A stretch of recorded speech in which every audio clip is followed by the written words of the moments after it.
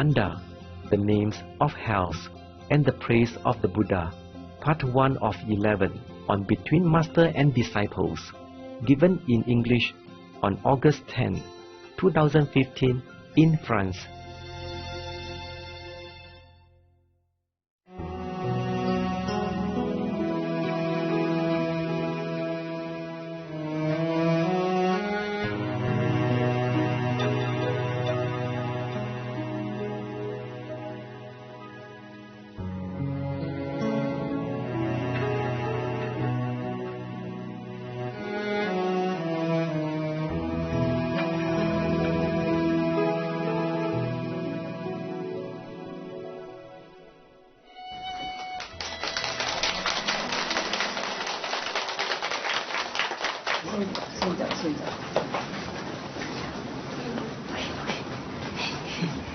我本来准备一个房子给你们那洗些老头了，结果他们都走光了，现在都你一个人而已哈。对不起。好漂亮。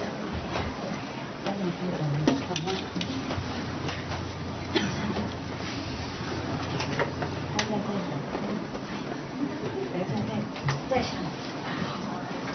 哇，一个人脚这样吗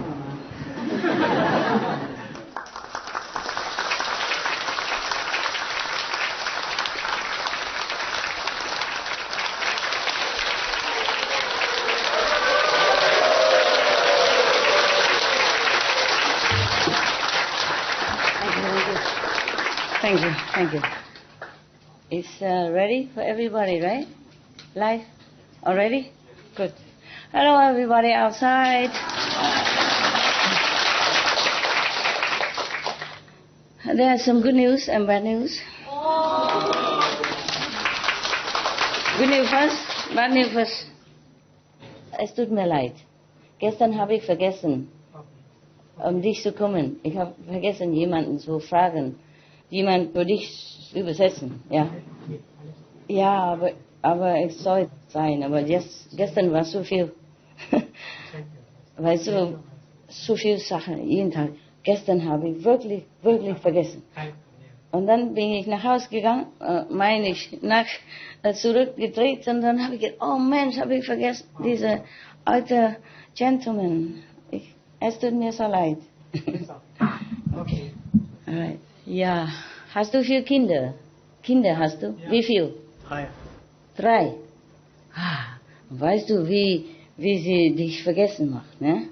Manchmal, so viele Kinder, vergisst du alles, weißt du? Ha? Sie lässt dich so beschäftigt, dass du... Sie haben zu tun. Ja, und dann hast du vergessen. Ich auch, ne? 4 Kinder, weißt du, ja. Diese Kinder sind schlimmer als deine, ja. Das glaube ich auch. Yeah, I asked him if he had children. He said, I have 3. I said, you know, when sometimes children make you busy, forget. Yeah. And only 3 children, and here, you know how many children. And then I said, you are even worse than his children. Demanding. Yeah. Okay, very good. Master, today you are the rainbow of love. Rainbow? Rainbow of love. You mean this? Yeah. Thank you. Just to cheer me up. Yeah. It's true, Master. It's true. Yeah, but I'd be happy when one day I could wear like them. Yeah. In a few days, Master. In a few days only? Everybody will go. Everybody gone on. No. What I mean is, if I could wear this even to see you, that the karma would be allowing me to do that. Maybe in this gathering you can... Maybe. Why not? I'm not free. Baby, I'm not free. My life is not my life anymore. My life belongs to all of you. And whatever affect you, affect me. Yeah, whatever I have to do, I have to do. Yeah, all because of you. I don't have a life. I don't have any freedom. I don't have even freedom to choose my clothes or to wear what color my hair is. This is not my liking. Yeah, because when you dye the color, there's some chemical, I don't like. I have to do it. Yeah. I do as less as possible. It's just still, I don't have freedom, I tell you. I'm free, but I don't have freedom. Nope. Yep. Understand now? Yeah. Okay. It's not it's nuisance, but I don't mind too much. It's just that it's not like I choose to. Okay? Doesn't matter. It's a small thing. It's not a big sacrifice like Shakyamuni Buddha. I just want my hair, not my head. Thanks God. Huh? Okay? Okay. Do you want to know who Ananda is? Yeah, Ananda. The assistant of Buddha. Yeah. But do you know who he has been, who he was before that? You want to know? Yes. Just to cheer up a little bit from all these hells. we have hell in the sutra. All right. This is about Ananda. Yeah, Ananda, the one that told us all these stories. Yeah, we are in debt to him. If he wasn't there, there was no video, no digital camera, nada. He's the one who brought all this to us. And he was even the one who pleaded with the Buddha to let the nuns come in the Sangha. Yeah, because of his mother. Yeah. His stepmother, of course, but... So he pleaded with him, say, this mother has been taking care of you since childhood. It is as much as your mom. And she only pleaded to become a nun. You must allow. Yeah, but there has never been nuns before, all these thousands of years. So if the Buddha allowed that, he worried that all the monks will make, like a revolution perhaps, or, like unrest, feel unpeaceful. And also worried that in the future, if he make already one concession, other nuns will come, and then maybe the Sangha will be in trouble. Because mostly they're only monks, you see, and when it's so near together, maybe some little conflict or temptation. Yeah, number one. Number two, she's his mother. If she came in, maybe she act like queen in the palace again, and tell the monk, go get me water, go bring me my lunch, then he worried about that. So that's why he didn't want to give permission for nun to come in. For woman to become a Sangha member. Also, woman's body is different, Yeah.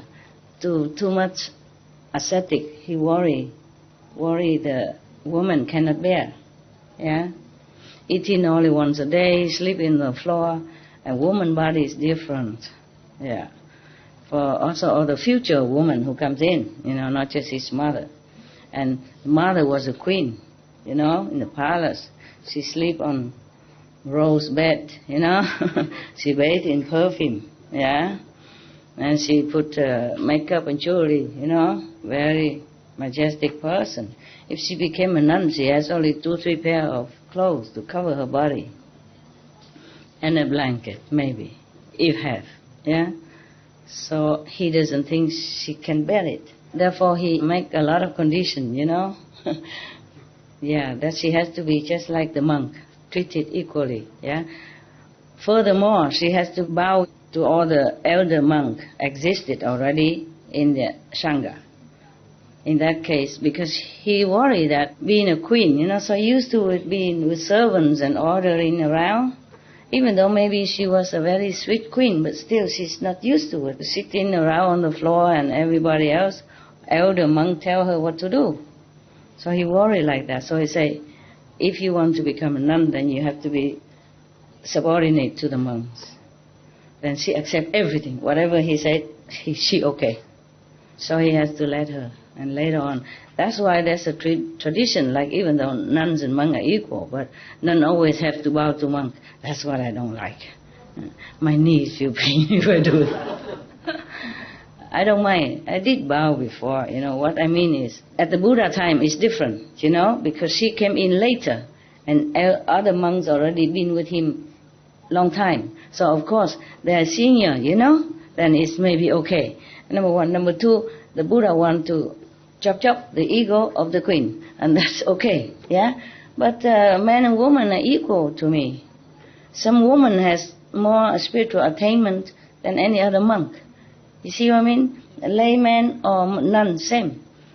A lay woman also sometimes has more attainment than monk. And nuns have sometimes more, virtue.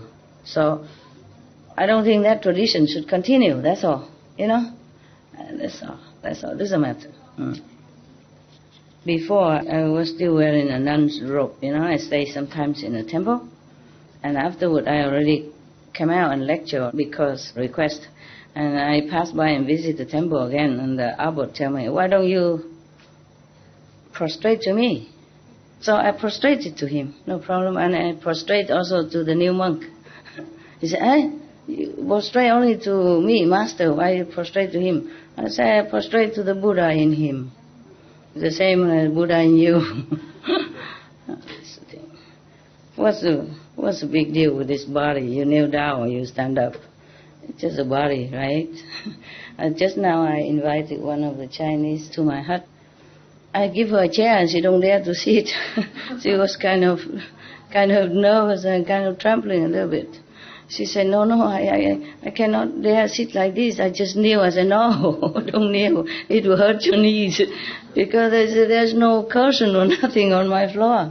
And it's cement floor only. The road? There's nothing. Don't do that. It is only the body. You stand up or you kneel or you lay down. It's the same to me. It's just your body. So I know you respect me in your heart. And you show that. It's enough. This woman, she meditates 6 to 10 hours every day. No fail.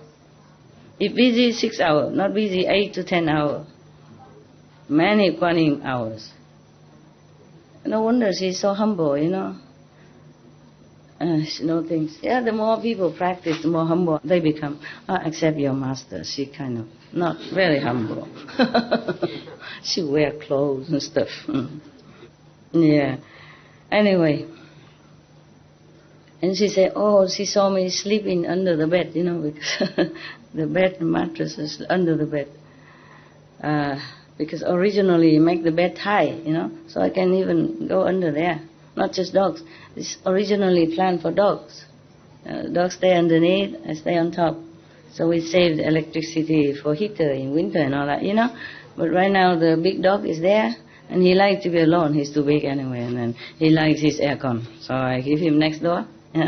There's the thing I cover and make an aircon, and the other 3 dogs in the house.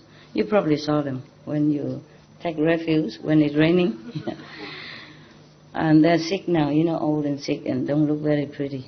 But they still, so strong, wagging tails and stuff. And then she saw it and said, it makes her heart very painful. I said, but why? Why? I'm very happy here. Why everybody feels sorry for me? I mean, what can I do with a big house? I can only sleep on one bed, yeah? If a big house, can I sleep Monday, Tuesday, Thursday? Every day different bed or something? Yeah? Just make me more tired walking around. I'm perfectly happy in a smaller place. Because as I'm so busy, if I have bigger house, there will be more trouble. Less organizing space.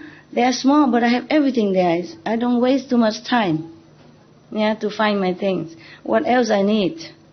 Yeah? Nowadays you can work at home anywhere with a telephone and text. Yeah, so no problem. Don't feel sorry for me, okay? Because that means you don't understand me. I don't care, palace or hut, it's the same. I stay there because it's a very good spiritual energy right now. But if the house has better energy, I would come in. I don't care house or not house. I just don't like the house. I prefer not. It feels so separated, too heavy, cement and stuff. I feel more in the nature, near to the trees and stuff. So the hut will make you nearer, because you have to walk outside often to wash yourself because so near. In the house you would go from one living room to the bedroom, and then bedroom to the bathroom, and bathroom to the garderobe, and then you just all day inside. But if you are in a small hut or tent, you had no choice but to be outside often. And very, very happy for me. Very, very happy. Don't ever feel sorry for me. I say, tell us, but why? Why? A lot of people have no room to go, nowhere to go, no food to eat, no water to drink, and have to bath in the snow. Because the war, children have to walk barefoot. When the war come, many war, some small war broke out in different countries, and they have to quickly take their belongings. They couldn't take anything, many things. Children, old, elderly women, pregnant women, they all have to live in somewhere there, just a roof on top where the snow is so thick. That is, you shouldn't feel sorry. I am the most lucky woman on the planet. I don't have nobody to force me to live in a palace or in a house. I have my own choice. I can choose to live anywhere I want, anytime, wherever suitable at that moment. I'm a very, very, very fortunate person. I want you to know that once and for all. Don't ever feel sorry for me. That means you don't understand. Okay, the value of the person or master doesn't lay on the house or bigger temple for her or for him or a lot of stuff. It's not like that. The value is inside. And if I know my own value, doesn't matter what I have or not have, it's the same. I'm very happy. Okay? But I know you love me and I appreciate that. I appreciate that. But don't worry, okay? I'm perfectly happy. Better than if you give me a palace. Truly like that. Okay? Mm-hmm. In the beginning of my mission, sometimes I rented the hotel with the presidential suite. I always complained. It's 1 kilometer from the door all the way to the kitchen or to meet somebody, and in the middle, big room with a long, long forever table.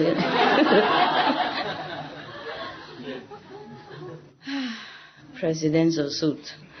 And I travel, 1,000 miles and tired and jet lagged already and have to walk like that. What is the good of that? Huh? It's crazy. All the ideas in this world are not always correct. Okay? You don't honor me by giving me a presidential suit. Just make me more tired. Walk in and cannot even call the attendant. Hey, yo! So tired to walk. Come here, please. Can you hear me? Hello.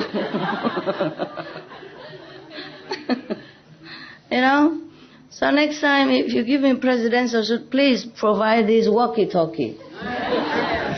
One for me and whoever attendant, I have to give one, okay? I'm not walking all the way to ask him, please tell me where is my shoes? Where is my toothbrush? Understand? Yeah. That's why the last lecture tour, I don't let anybody go near me. I take my own suitcase. I did everything. I even drive that manual car, which I never touched in my life, and almost killed myself on the road. Lucky it's a small country, even though a highway, but it's not like American highway or European fast lane.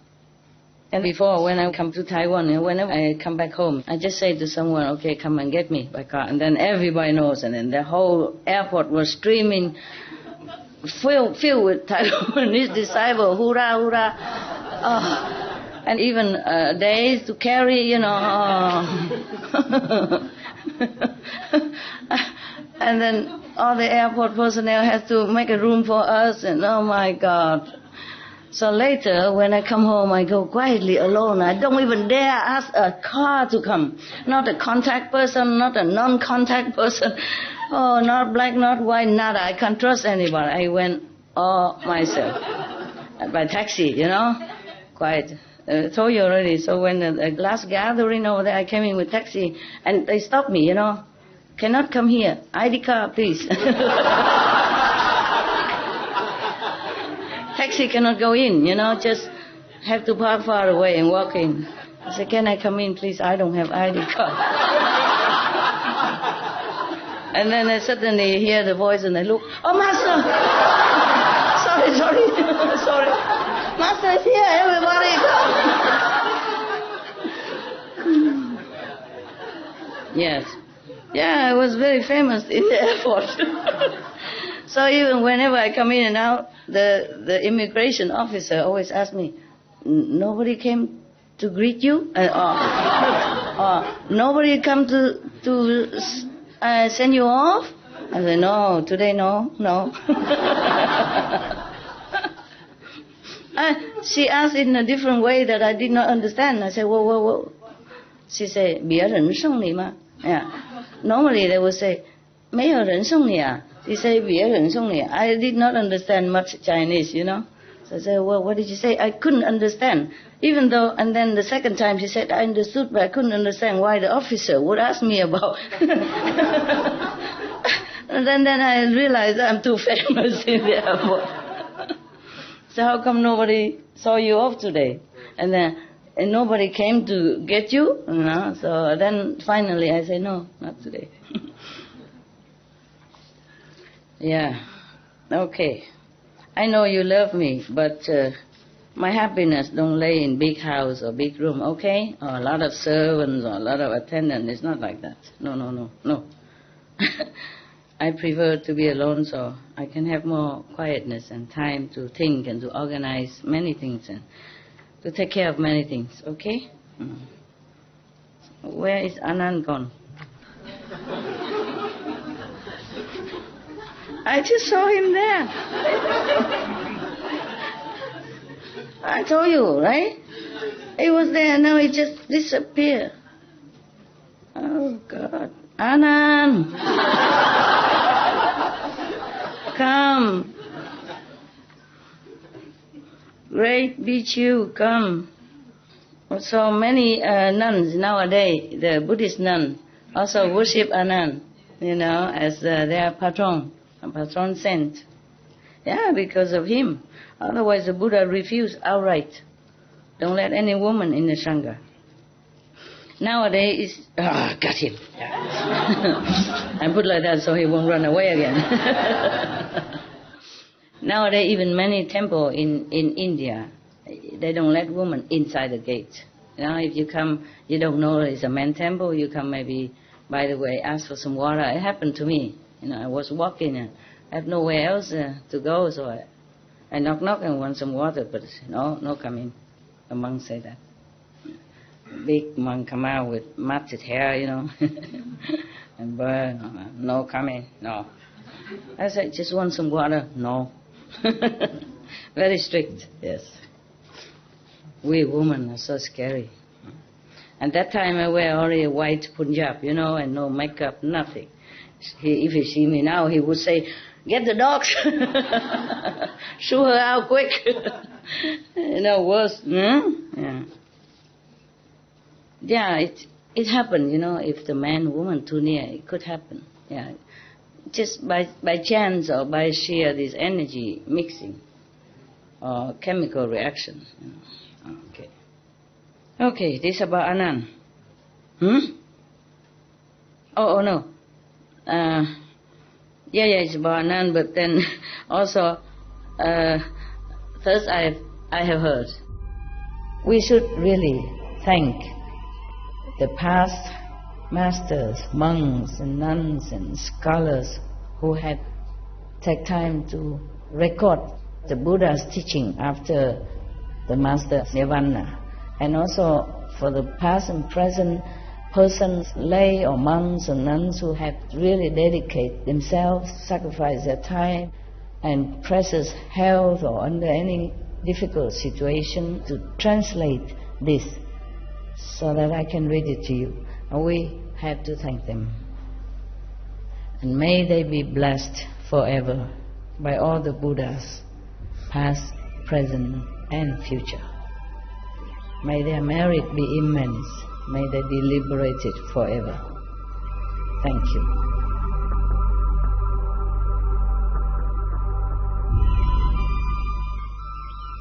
According to Buddhism and the believer and tradition, when you read sutra and all that, You have to put on incense, flower, and bow to the sutra first and thank all the Buddhas and Bodhisattvas in 10 directions, all respectfully, before you read it.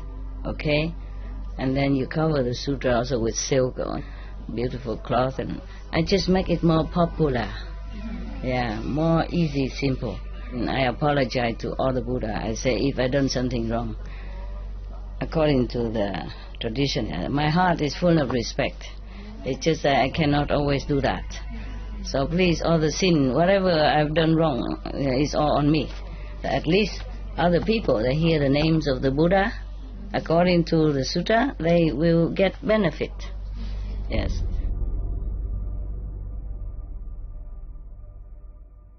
One time the Buddha in the Save country, in the golden garden, gold garden of Kapkodok and the Prince Kida.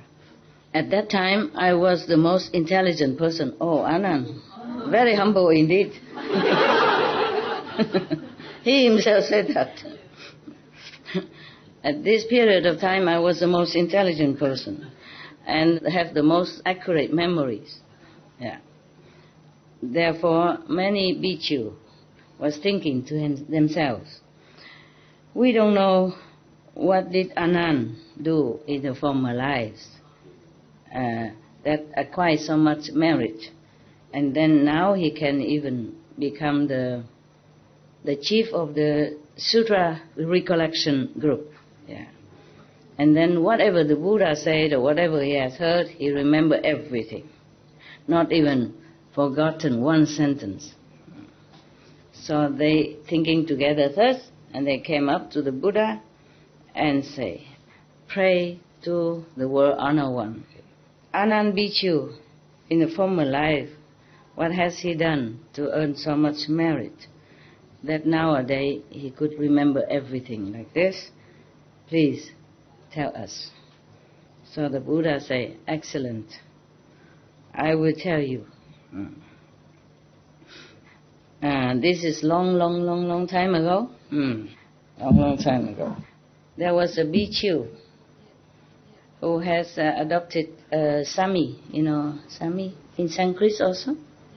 Okay. Meaning novice, a novice monk, a young boy who came in and learning to be a monk. Every day he make him learn the sutra by heart, very diligently, on time, and never fail. Yeah. If this Sami recite the sutra, the teaching and all that according to the time schedule, then the bhikkhu very happy. Yeah. If not, then he is upset and sometimes reprimanded him, scolded him. Okay, because of that, this small Sami was kind of nervous all the time, a little scared. He's scared because if he eats well and full, then he has not enough time to recite the sutra, because he not only eat, he must probably have to go back in and come home and prepare for the master and do all kinds for the master also, And then he saves some time for him to eat. If he eat well and good, then he has not enough time to do the schedule of reciting the sutra. Sutra means, like Bible. And if he do it diligently, then he cannot eat. Eat only once a day. If you miss it, you can't eat again. Yeah.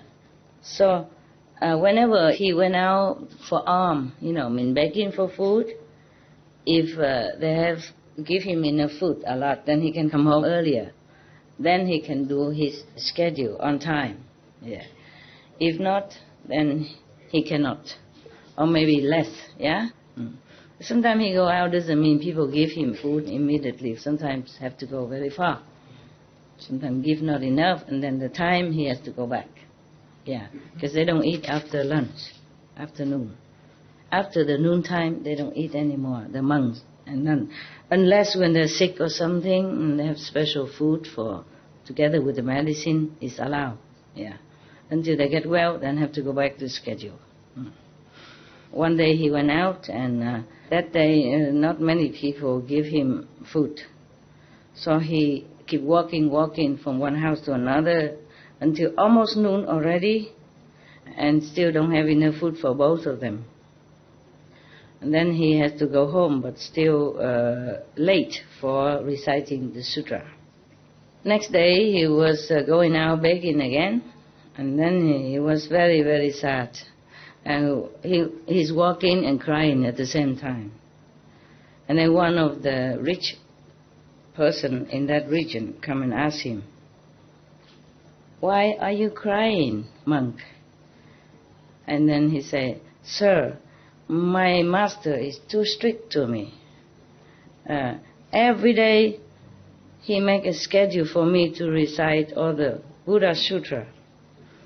If I recite it on time and fulfill the schedule, then he's very happy and relaxed and relenting. If not, then he's very cranky, scolding me. Because going out for alms, meaning begging for food, going out for alms is not always precise. You cannot count the time. If someday, the people give a lot of food and quick, then I go home early, of course. Then I can do it on time and fulfill the schedule. But someday they don't give, or give very little, then I have to go farther, and then when I come home it's late. I have no time to fulfill the schedule. So I'm very sad, that's why I'm crying. Young boys, of course, it's too hard, such a life. So think twice before you want to become monk, okay, huh? But even you become a monk here, this is not really a problem. It's just that you have to be sincere. Very difficult to find someone who really wants to be a monk and follow through with it, Yeah. It's very difficult to keep your ideal in time of test, There were some people a long time ago, they stay in the desert, and they eat just bread together, dry bread with the water, and they continue to stay. And they wrote a book about it. So the rich, noble gentleman said, "Oh, so from today then, you just come to my house. We always have enough food. I will always give ample food for you and your master. So you never have to worry about food anymore. Then you can have time and concentration to recite the Buddha Sutra." Wow, that's very nice. So since then, he always go there and has everything he needs. And master and disciple, very, very heavy, heavy ending. And then the Buddha reminds the assembly thus, "Bhikkhu, you should know, the master of the Sami at that time is the Buddha, a stable light, that's the name. And the Sami at that time is the past reincarnation of myself. The noble gentleman offer food every day to the master and disciple, that was Ananda. No wonder he remember everything. So life after life he has the DNA, good memory, That's why, no wonder. Okay. So this time he can remember everything, whatever is said to him, whatever sutra or any one word that I said, he never forgot. All the bhikkhu, the monks have heard that. Everyone was so glad, happy, and inspired to recite the Buddha Sutra, and also wanting to offer, they love all that. And then they withdrew. Okay, that's good. Now you know our benefactor.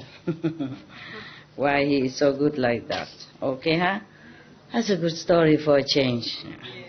But still have some scolding in it, sad and just a little bit, yeah. In Chinese idiom, they say, strict master produce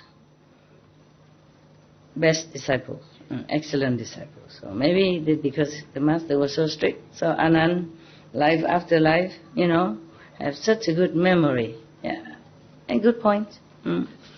Recited my teaching every day. Huh? No food otherwise. 2 meals become 1 meal. All right, very good. Now we go back to hell. You want or not? Yes. Yeah, because there are a couple more stories in there. I haven't read it. You like hell? Yeah, it's better you know it so you don't go there. Huh? Yeah. In order to protect the people, some person have to say, oh, in that forest, there are tigers who will tear you up and will eat you, and don't ever go there. Then at least you know. Sounds scary, but if you don't describe it, you think, what the heck, I go and see what it is.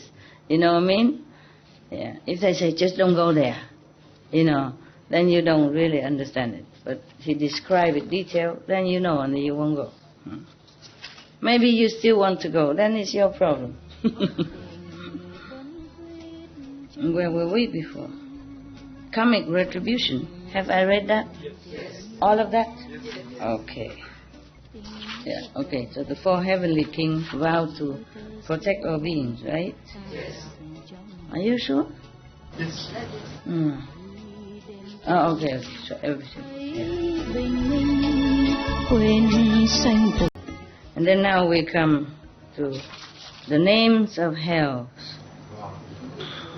At that time, universal, worthy Bodhisattva, Mahasattva said to earth store Bodhisattva. Mind you, not every story says that I have heard, yeah? Because this is the whole story that Anand heard, yeah? So the only beginning, you see, beginning of the sutra, thus I have heard. Because this is one sutra together, so one chapter after another, we don't have to repeat the same again. But this is all from Anand, imagine. I want you to recite the whole chapter yesterday that I told you. See if you can. Yeah. Just so that you know, Anand is truly incredible, awesome. Yeah, but everything has consequences, you see. I'm sorry, I keep reading so I don't see you. Ooh. Yeah. Just like many geniuses, they were born 4 or 5 years old, already can play piano or can do great things or dance as if professional. Because I've done that in former life. Okay? So there is a karma, there is a reincarnation. Or else how you explain all that? Yeah. There is reincarnation. Because my parents were not the one who taught me all this. I was the one who taught them afterward. Yeah? Okay? My parents, he was like smoking and, all kind of gambling and all that. He was bored with life. After he heard about me, he stopped everything. Not that I told him. And then he stopped everything. He'd been smoking since he was 10 and he stopped at 70-something. Imagine how hard he did all that. Because he said, my daughter is teaching the right thing. I have to make an example to support her. It's just beautiful, man. Why are you crying, baby? With the story? Yeah, my father was very good man. He's very kind also, very kind. To other people as well.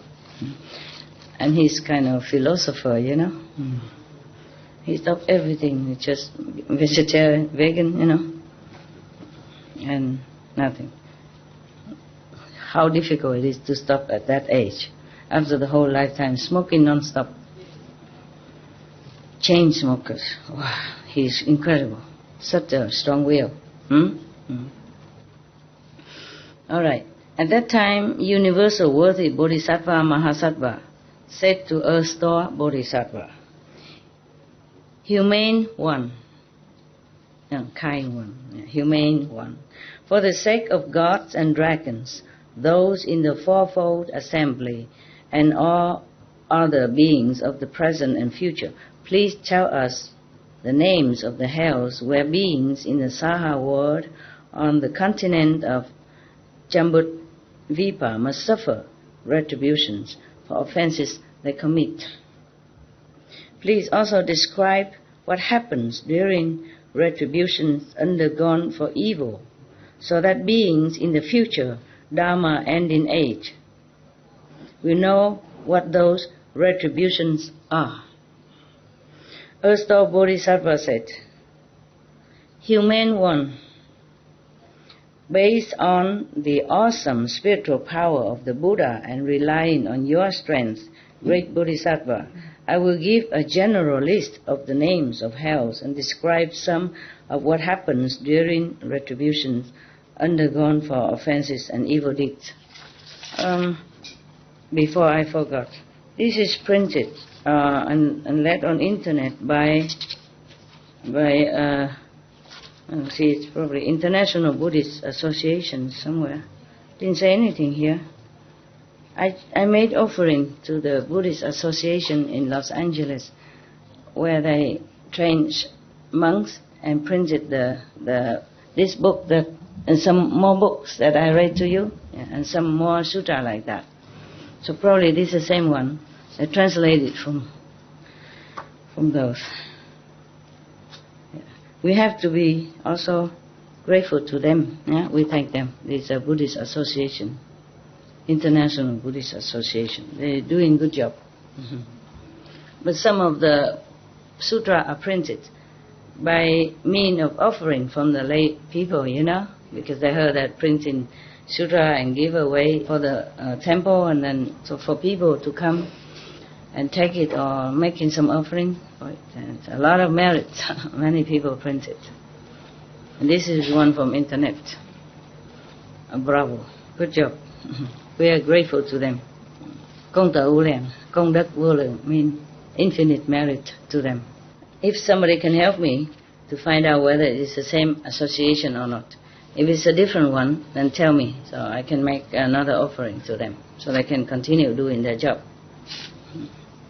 And the merit I return to them too, for them. I guess I have merit enough. I don't do it for merit. I do it because it's the right thing to do, because they need it. The monks, together, they don't have much money. I don't know how many lay people offer. So we do some of our part. That's all. Okay, now he begins. Humane one. They call each other humane one. Mean a great humanity in their heart. Humane and humane quality. Humane one. In eastern Jambudvipa is a mountain range called Iron Ring. The mountain is pitch black because the light of sun and moon do not shine on it. It's on our planet. This Iron Ring mountain is on our planet. Scary, no? Huh? And this is only one planet. Other planets also have similar. Some, not all planets has that. But even sun and moon do not shine on it. And sun and moon normally is no discriminating. Shine on all alike, but cannot shine on this. A great hell is located there named Ultimately Uninterrupted. Another hell is called Great Avicii. There is also a hell called Four Horns. Another hell called Flying Knives. You can imagine.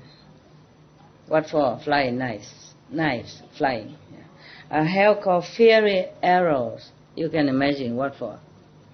A hell called Squeezing Mountain. What's for. A hell called Piercing Spears. You also understand what for, right? The name speaks it all. A hell called Iron Carts. You also know. A hell called Iron Beds. A hell called Iron Oxen. A hell called iron clothing. Not to iron your clothes, but iron clothing. Probably offenders are made to wear iron clad and iron clothes, are very heavy and make them run. A hell called 1,000 blades, and you also know what for. A hell called iron asses, donkeys. Iron oxen, iron donkeys. They have no soul, they have no pity, they just do what they have to do. A hell called molten metal, you know what for. A hell called embracing pillar, you know what for. The pillar is normally burning hot, and the offender are made, forced to embrace it. He cannot free himself. A hell called flowing fire. A hell called plowing tongues. Plowing tongues. You know the plow that they use for oxen to plow the field? They will plow the tongues of the offenders there. A hell called hacking heads. A hell called burning feet. A hell called pecking eyes. A hell called iron pellets. They make the offender take this burning hot iron pellet as food, eating. They force them to swallow this thing again and again. A hell called quarreling. A hell called iron axe. And a hell called massive hatred. Earth-Star Bodhisattva said, Humane one, within the iron ring are endless hells like that. There is also the hell of crying out, the hell of pulling tongues, the hell of dung and urine, the hell of metal locks, the hell of fire elephants, the hell of fire dogs, the hell of fire horses, of fire oxen, of fire mountains, fire rocks, of fire beds, of fire beams, of fire eagles, sawing teeth, flaying skin, peeling skin. Now, just the name is scary already, yes. The hell of drinking blood, the hell of burning hands, of burning feet, of hanging hooks, of fire rooms, of iron cells, and the hell of fire wolves. Each of those hells contains lesser hells numbering from 1 or 2 or 3 or 4 to hundreds of thousands. Each of those lesser hells has its own name. The Earth-Star Bodhisattva told Universal Worthy Bodhisattva, Humane one, such are the karmic responses of beings in Jambudvipa who commit evil deeds. The power of karma is extremely great. It rivals Mount Sumeru in its height. It surpasses the great oceans in its depth. It obstructs the path leading to sagehood.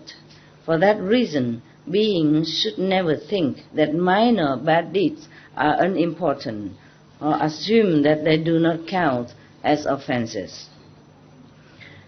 After death, there will be retributions to undergo that cover all those details. Even minor sin committed will be also accounted for. Nothing will be overlooked.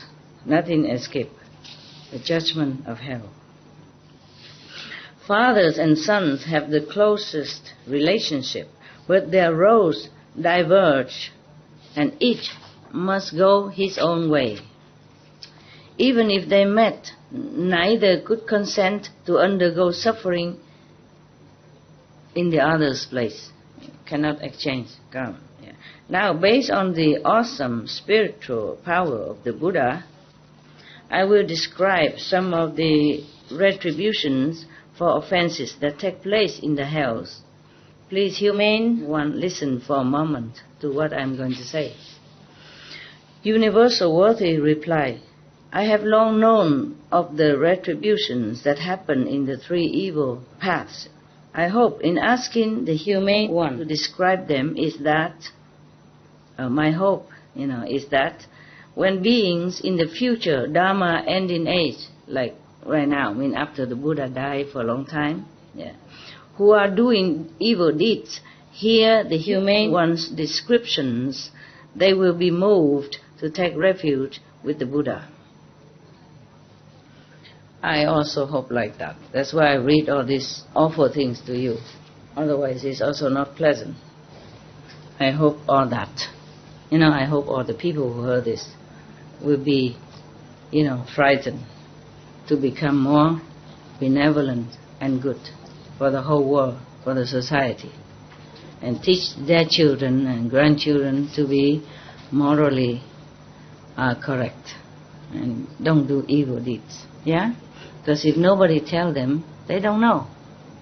Just like too many law in one country, if nobody tell you this and that is bad, except the killing or the stealing or that, those we know are unlawful. But many other law we don't always know. Yeah? That's why people need the lawyer, then, and come and tell them, this is okay, this is not, and then they try to help you. Earth Store Bodhisattva said, Humane one, this is what happens during retributions in the hells.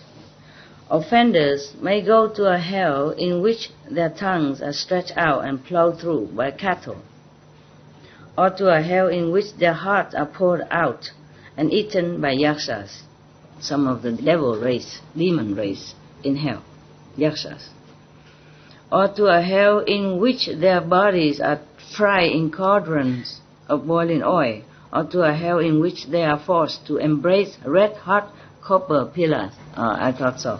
Yeah, that's what it was. Terrible, God.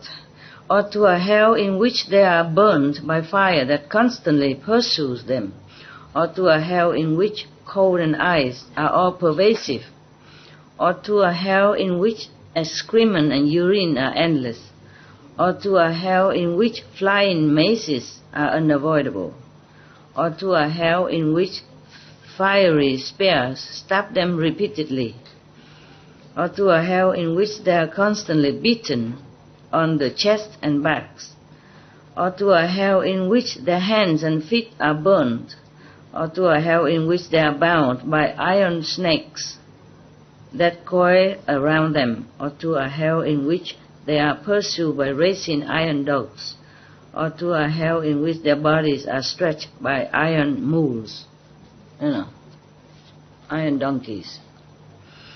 Human one, to inflict these retributions in each hell, hundreds of thousands of instruments made of copper, iron, stone, or fire arise from karmic forces. Those four materials come into being in response to the kinds of karma offenders created. If I were to explain in detail what happens during retributions in the hells, then I would need to tell of the hundreds of thousands of sufferings that must be undergone in each specific hell. How much more would that be the case for the sufferings in all the many hells?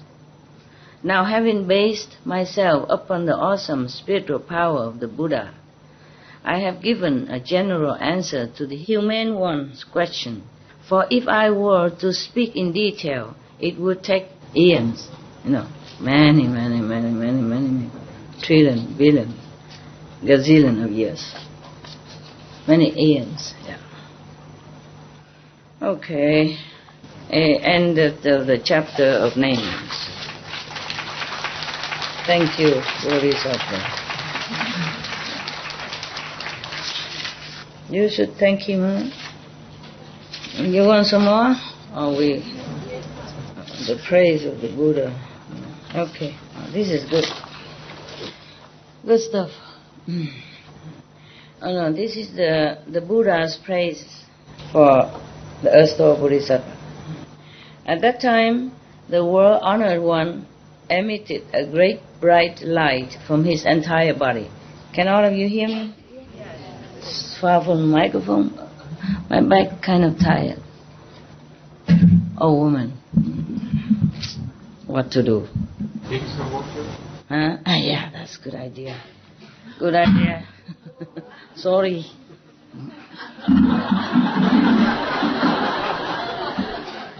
Experience mean. Yeah, I use everything. I use my food to stick, get things. Lemon again. Yesterday I said lemon juice good. Today I got it for lunch. I got it for dinner. Got it for breakfast. Nice. Somebody made it just right. Thank you, kitchen. Bless you.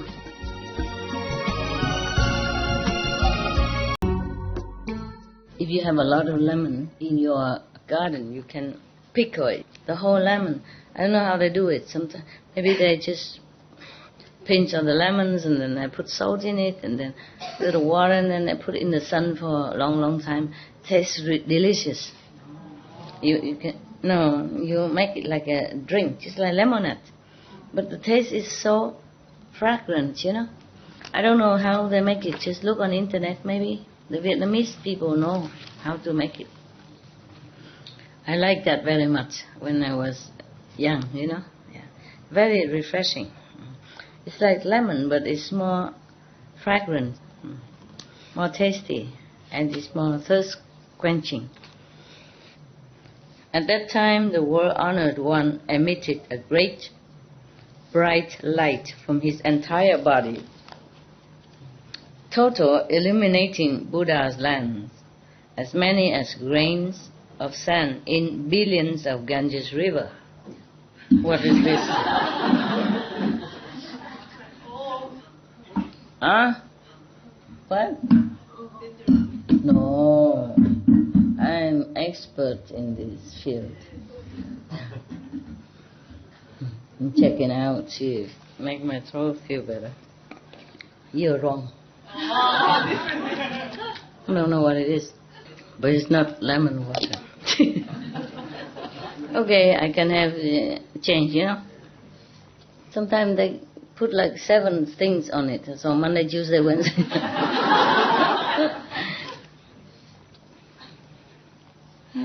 His strong voice reached to all the bodhisattvas, mahasattvas in those Buddha lands.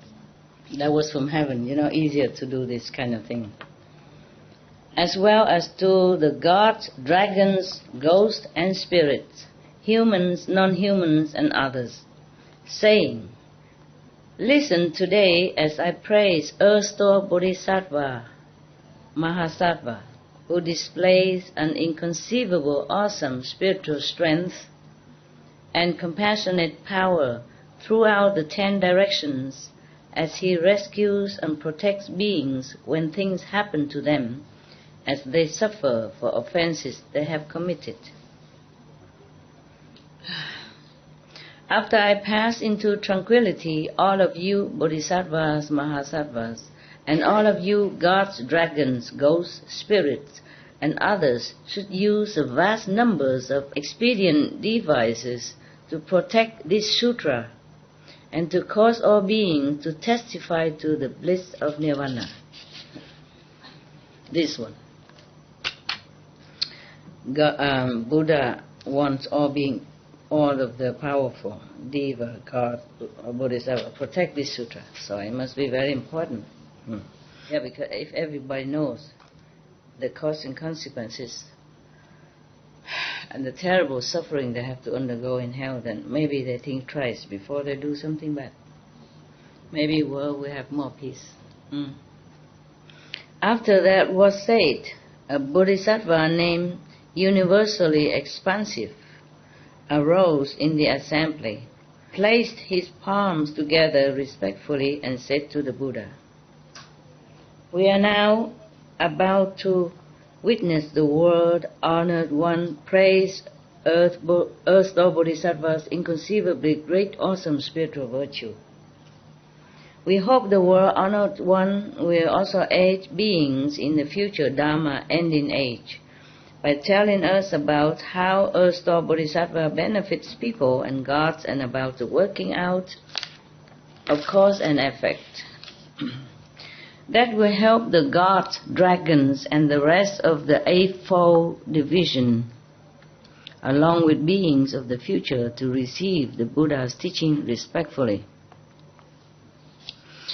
At that time, the World-Honored One said to the Bodhisattva universally expansive, to the Fourfold Assembly and others, listen attentively. I will briefly describe to you how Earth-Store Bodhisattva's virtuous deeds keep benefiting people and the gods. Universally expansive reply, Excellent World-Honored One, we are happy to listen. The Buddha told the Bodhisattva universally expansive, first, if in the future good man or good woman who, upon hearing Earth-Store Bodhisattva Mahasattva's name, place their palms together, do it respectfully. Praise him, bow to him, or gaze in worship, gaze his statue, they will overcome 30 aeons worth of offenses. 30 aeons. Understand? Erased. Whatever you have done, bad deed, in 30 aeons, it will be erased. They will overcome 30 aeons worth of offenses. Incredible.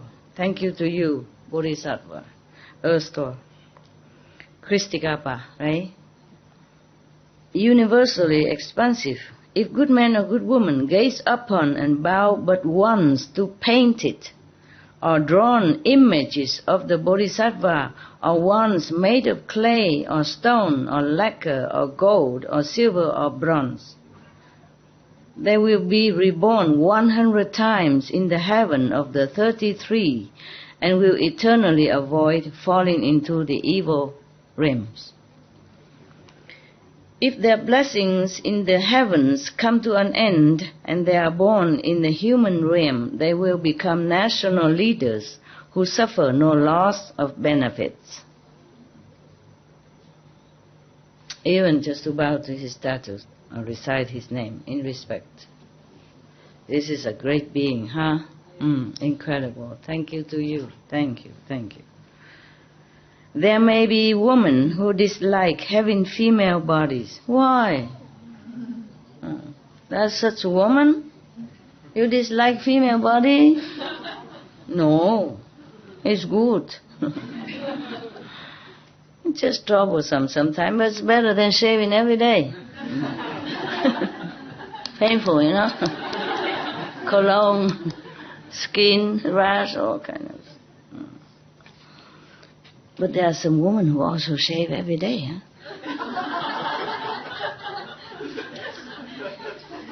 I saw it advertised on TV, and I saw, all kind of blades and, of shaving apparatus. This one is better than the others. Guarantee, 3 weeks don't have to shave again. Or some wax or something. Out! I thought, my God, poor woman, why does she grow so much hair like that? Everywhere, Out here, out there, out everywhere. And I was thinking to myself, that's another blessing that I should count on my fingers, because I don't have to do that. It seems so strange to me that some women have to shave every day. I wonder, how can women have to shave? I never know that. I don't know that in my family. But after I saw on TV, I thought, there are such women. Some women even have mustache and beard and also have to shave. No? Yeah? Yes. And there's one who has a long beard and she's famous now. Conchita. Yeah, very famous. Bless her. So cute. And she talked very gently. I saw sometime on TV this Euro contest. Very good. Okay. Yeah, very good that the world people amuse themselves with such, harmless contests. Yeah, beautiful. Why do I talk like that? For what? I mean, cheer up a little bit. All this hell make me kind of heavy. But it's serious, huh? Watch your tongue, huh? Watch your mind, your speech, and your actions, truly, okay? Yes, so that the world will benefit from your pure energy, not just yourself, and make a good example for others. Then people will be curious, be attracted to your energy and come around and ask you, and then you have a chance to tell them to behave in such a way so that to avoid suffering in the future and in hell. That is your mission. To be good. It's a mission, it's a job, okay? It's an obligation, it's a duty. We owe that to the world, okay? Thank you. The Buddha told the Bodhisattva universally expansive. This is a translation from Sanskrit name. Every name has some, Lucky is a short, no? If in the future, another one. Oh, sorry. Okay, they become leader. Okay, in the future there will be women who dislike having female bodies. Suppose they wholeheartedly made offering to the images of earth or bodhisattva that are paintings or made of clay or stone or lacquer or brass or iron or other materials. If they continually make such offerings day after day without fail, using flowers, incense, food, drink, clothing, the Buddha statue need clothes, color silk, banners, money, jewels, and the other items as offering. Just a symbol. The Buddha don't need, just symbolic of respect and sincerity. When those good women finish their current female retribution, then throughout hundreds of thousands of aeons, they will never again be born in worlds where there are women. So just stay with men altogether, how boring. Much less to be one. Okay, any of you want to be born as men and just live with men forever in that kind of world? Yes, no? You live with one man and you feel already good enough, right? Already trouble enough, right? They think the same about you guys, about women. Okay, wow, but that is awesome. It's awesome. Unless it be through the strength of their compassionate vows to liberate beings, so they reincarnate as a woman. Based on the strength of their offerings to the Earth Store Bodhisattva and the power of their meritorious virtues, they will not be born into female bodies throughout hundreds of thousands of aeons, and that is like forever. Moreover, universally expansive, women who are ugly or prone to sickness will dislike those problems. If they gaze at and bow to images of Earth or Bodhisattva with sincere resolve for even just a few minutes, then throughout millions of aeons they will always be born with full and perfect features. Just for a moment, but with all sincerity and decisive, determination then, okay? And then, wow, through millions of aeons, they will be born perfect and beautiful. I guess all of you have done that. All of the women I see here have done that. Huh? This is all for the woman or for man who has no other methods, like Guanyin method or anything like that for liberation. Yeah, this is at least to help them to be happy in human life, yeah, because many humans are not happy. Yeah, at least like this, if they are happy in the other form, and then they can do that to succeed, then it's wonderful. Wonderful. Yeah, to be a beautiful woman is wonderful feeling, no? Yes. But it's not always a blessing. Because sooner or later a man will chase you, and then you have to become pregnant and go through pain to give birth to children and all that, and then took care of the whole household and then bound there. So beauty is not always the blessing, huh? Not always. Even to be a queen or something, a lot of work. If those women who are ugly do not dislike having female bodies, then throughout billions of lives they will always be born as women of royal lineage, princess and queen, ladies, yeah, okay. Or will marry into royalty, or will become daughters of prime ministers, prominent families, or great elders. They will be of upright birth and full feature.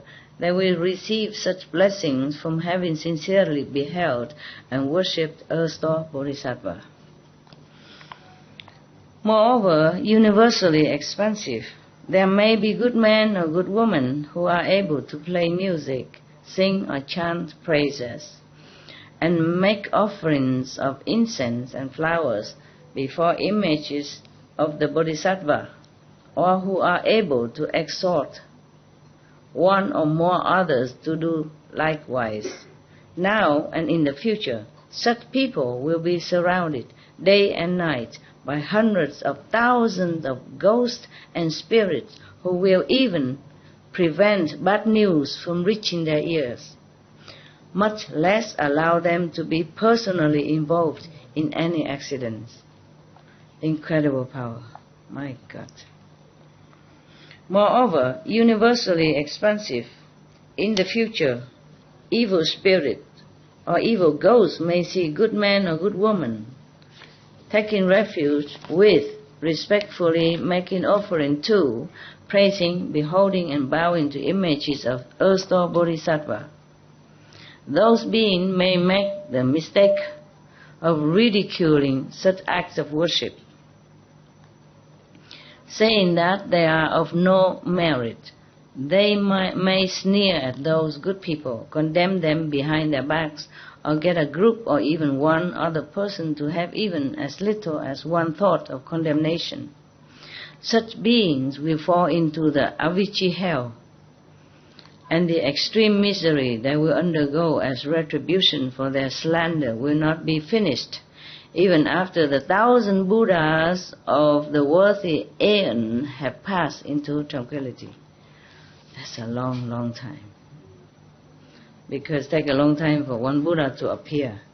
And it takes 1,000 of Buddha like that. Yeah, it's incredible. Only after that aeon will they be reborn among the hungry ghosts, where they will pass 1,000 more aeons before being reborn as animals. Only after another 1,000 aeons will they obtain human bodies. Oh, dear God. The Earth-store Bodhisattva, I read it somewhere before here, that he observed the human world.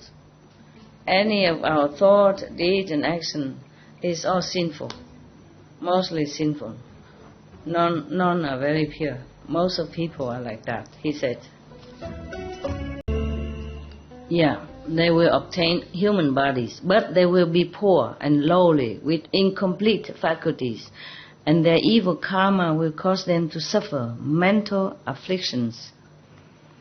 Before long they will fall into the evil path again. Universally expansive Bodhisattva, such are the retributions that will be undergone by those who ridicule and slander others' acts of worship. How much worse will the retributions be if they have other evil views besides their slandering? Moreover, universally expansive, in the future, man or woman may long be bedridden, and in spite of their wishes be unable to either to get well or to die. At night they may dream of evil ghosts or family and relatives, deceased, or of wandering on dangerous paths. In numerous nightmares they may roam with ghosts and spirits. As days, months, and years go by, such people may weaken and waste away, cry out in pain in their sleep, and become progressively depressed and melancholy. Those things happen when the force of karma has not yet been determined, which makes it difficult for them to die and impossible for them to be cured. The ordinary eyes of men and women cannot recognize such things. In that situation, some people should recite this sutra aloud once before the images of the Buddhas and Bodhisattvas. They should also offer possessions which those sick people cherish, such as clothing, jewels, gardens, or houses. They should speak distinctly to the sick person, saying, "Now, before this sutra or these images, we are offering these items on behalf of these sick people." They might offer sutras or images, or commission image of Buddhas or Bodhisattva, or build stupas and monastery, or light oil lamps, or give to the eternal dwelling, ashram. They should tell the sick people 3 times about the offerings that they are being made, informing them so they both hear and understand what is being done. You hear me? You understand? Yes. Okay, the people who are sick but cannot get well and cannot die, that means the decision has not been made from the Council of Judgment whether how to condemn this person. So during these undecisive times, if they offer things to the Buddha's image only, even not the live Buddha even, or recite this sutra of Ersto Bodhisattva once in front of this Buddha's image, and get all the beloved items from the sick person to give it to charity or make it offer. Whatever they love, the sick person, beloved items, they should bring it out and offer it to the Buddha images and recite the sutra, or give it to the monastery, sell it, or buy lamps, buy oil, buy things to offer to the monks, or the temple. If their consciousness are already scattered and their breathing has stopped, mean the sick person, then for 1, 2, 3, 4, and on through 7 days, others should continue to inform them clearly and to read the sutra aloud, even if the person is still not very conscious, but he will hear, because his soul leaves the body but can hear everything. When those people's lives end, they will gain liberation from all heavy and disastrous offenses they committed previous lives.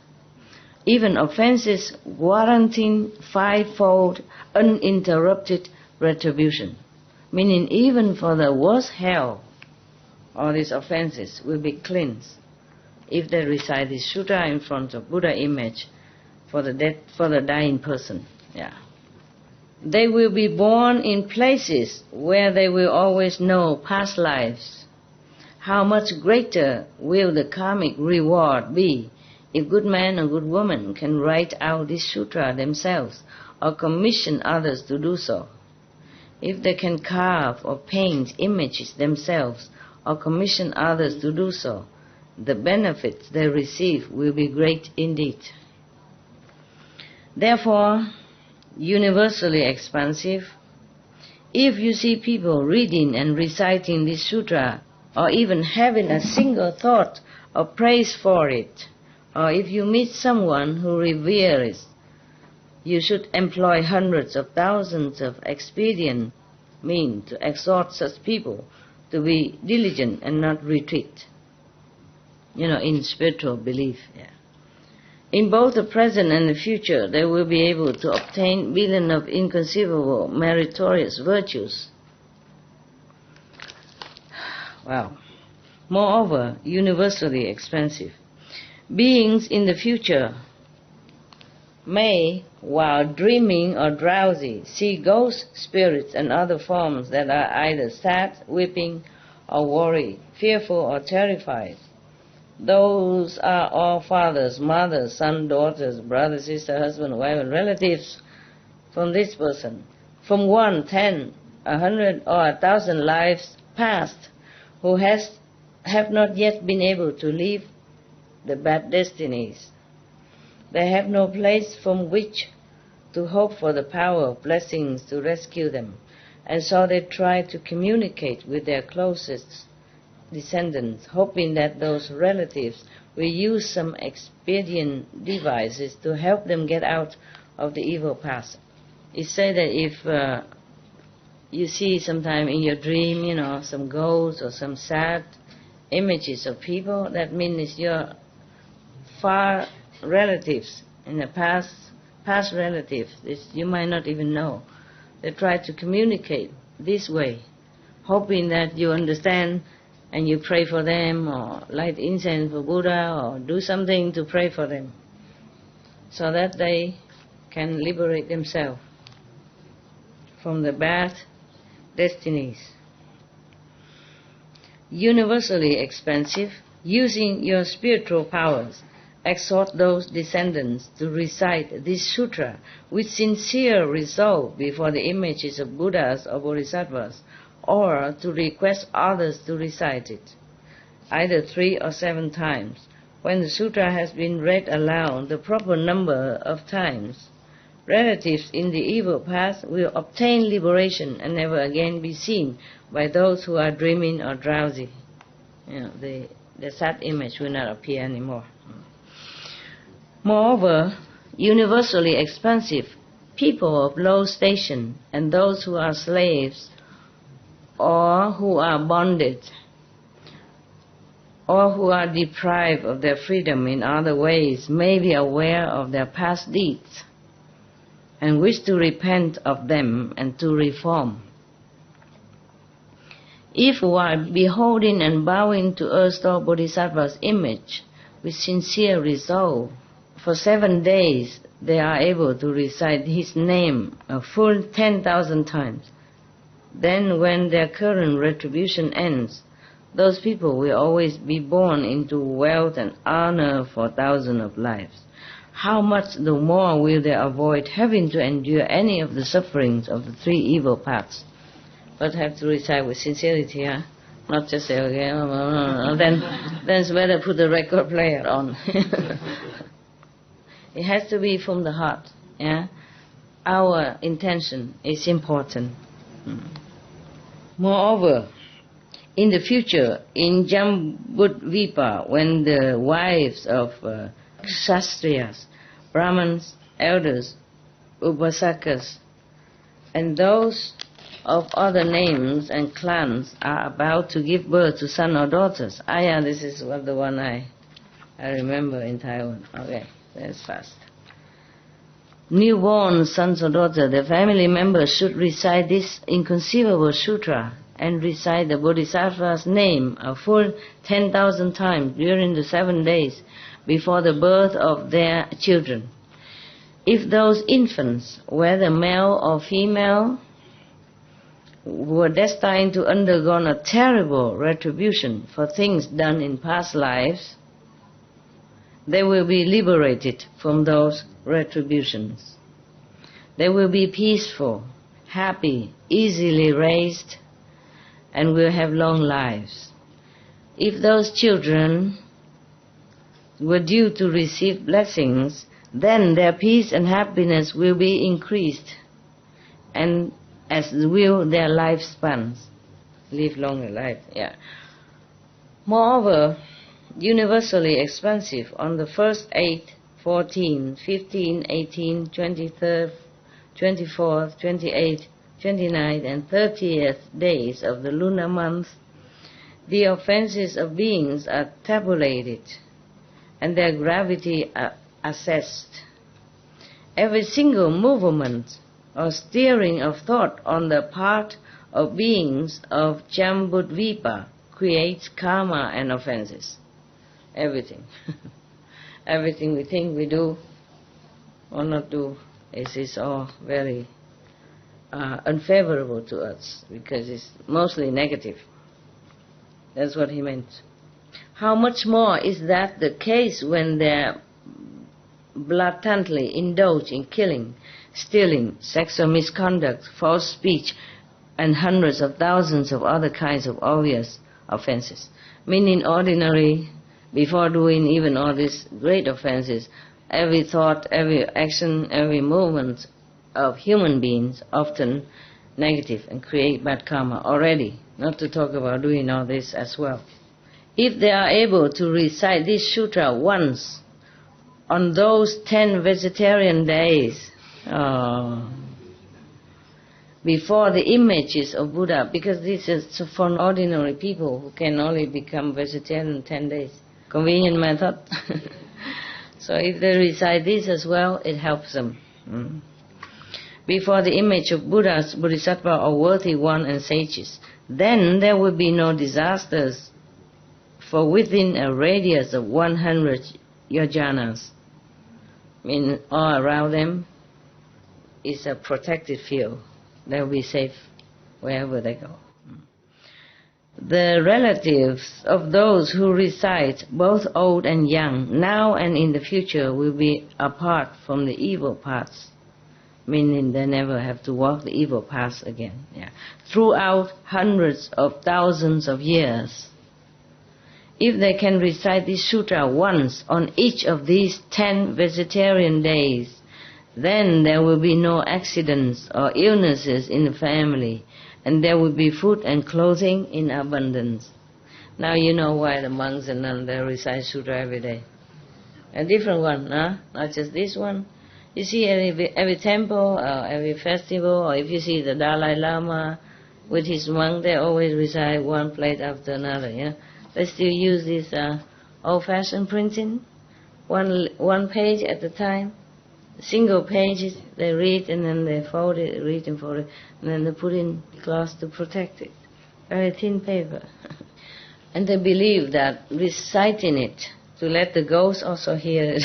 When I was at home, before I left home, I recite all this. And I open my window, even though freezing in winter, I hope the ghosts will hear it. And to help them, Yeah. That's what I was thinking when I do this.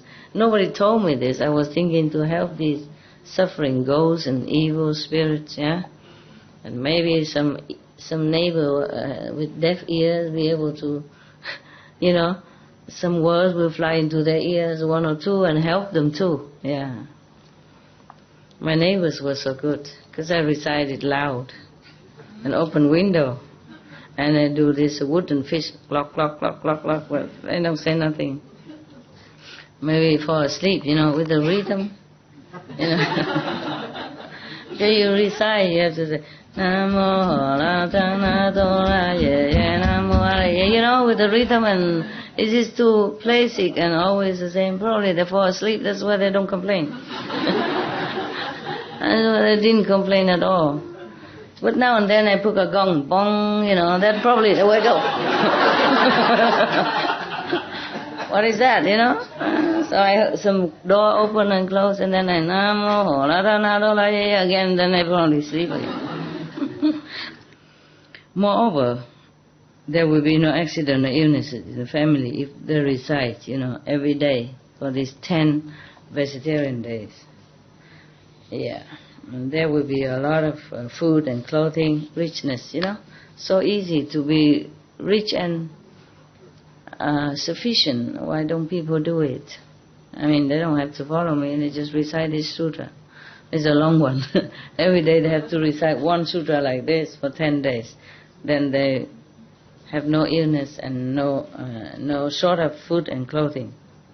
Universally expansive, you should know of the beneficial deeds done by Earth-Store Bodhisattva as he makes use of his indescribably many billions of great awesome spiritual powers. The beings of Jambudvipa have strong affinities with this Buddha. If they hear the Bodhisattva's name, see the Bodhisattva image, or hear but a few words even, a verse or a sentence of this sutra, so I was right. Open window, let the ghost hear, the neighbor just hear a little bit. It's not bad, it helps, yeah. Then they will enjoy particularly wonderful peace and happiness in this present life. Through hundreds of thousands of 10,000 of future lives, they will always be handsome or beautiful, and they will be born into honorable and wealthy families. Yeah, if everybody recite this, then I don't have to do anything anymore. We print it and give it to all the house. And then everybody rich and healthy, wealthy and contented, so no war, no problem. Good solution, yeah. But I'm just worried if we give to everybody, they'll throw it, and that's my karma. They have to believe in it, have to worship it, respect it, then they have benefit. Because this sutra is not only the merit of the Erstwhile Bodhisattva, it's also this embodied, blessed by the words of Sakyamuni Buddha as well. You see, double blessing. Yeah. And all the names of all the Buddhas and Bodhisattva inside, that's a lot of blessing. Yeah, I guess that's why. Having heard the Buddha, thus come one, praise Erstwhile Bodhisattva in that way, universally expansive Bodhisattva knelt, placed his palms together, and again addressed the Buddha, saying, "Well-honored one, I have long known that this Bodhisattva has both inconceivable spiritual powers and mighty vows. I have questioned the thus come one so that beings in the future will know of these benefits." Because you wonder why a Bodhisattva don't know anything, has to ask the Buddha. No, they know, they just ask so that other people will know it, so that it become official, and then print it in black and white like this, a future generation can read. Wow, this is wonderful. This is wonderful. The Buddha did a good job, and all his friends and his Sangha, in collecting all this. Because not everybody say all these things, all the sages, of course, they teach Kuan method. This is sufficient also. Yeah, but this is for people who has no master and no Kuan method, and they'll be reborn again and again. At least they will be reborn well, happy, protected. It's wonderful. I received this answer most respectfully. Well-honored one, how should this sutra be titled, and how should we propagate it? The Buddha said to the universally expansive, this sutra has 3 titles. The first is the past vows of Erstwhile Bodhisattva. It is also called Erstwhile's past conduct, and it is called also Sutra of the Power of Erstwhile's past vows. Because this Bodhisattva repeatedly makes such great and mighty vows throughout long aeons to benefit beings, you should all propagate this sutra in accord with his vows. After universally expansive had heard that, he placed his palms together, respectfully made obeisance, and withdrew. End of this chapter.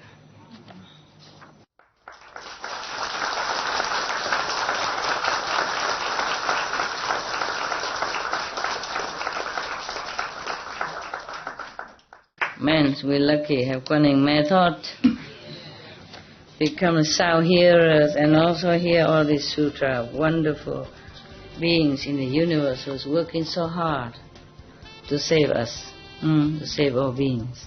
We're really lucky.